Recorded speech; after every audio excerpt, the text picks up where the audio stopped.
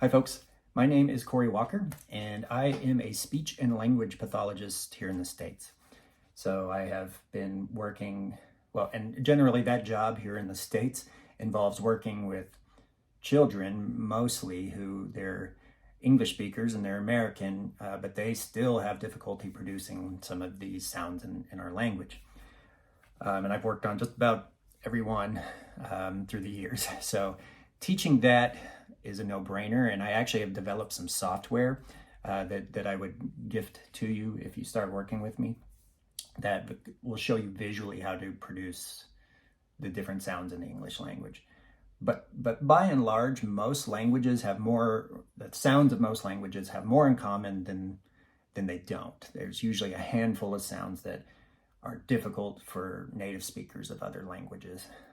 So for example, native Japanese speakers have a hard time producing our L, our la sound. So it's a matter of highlighting those handful of differences that really are common to specific languages and fine-tuning those.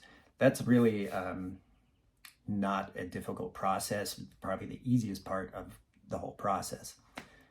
The next is vowels and what we call diphthongs. So diphthongs are 2 or sometimes 3 vowels that go together, and that can be very different from language to language.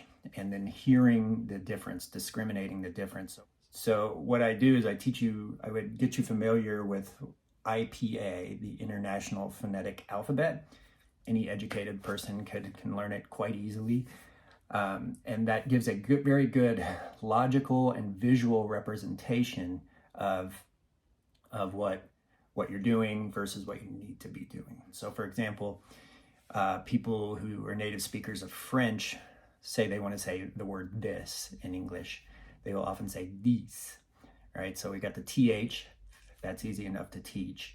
But the vowel, the difference is this and these, E and E. And I found that to be very, very effective over the years, so I use a lot of that. And then lastly, what we call prosody or cadence, and that's basically the way that we sing our language. Some are much more sing-songy than others, but that cadence, that prosody tends to get carried over when you're wanting to speak English. And so it's a lot of times different emphasis on parts of the word. So talk a lot about that. But really get those first 2 things kind of over with and done, you've gone a long way. And then getting the cadence and prosody to kind of smooth things out.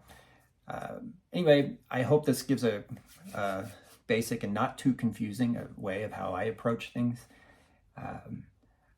I enjoy meeting people from all around the world, so I hope to meet you and help you on your journey with clearer American English speaking.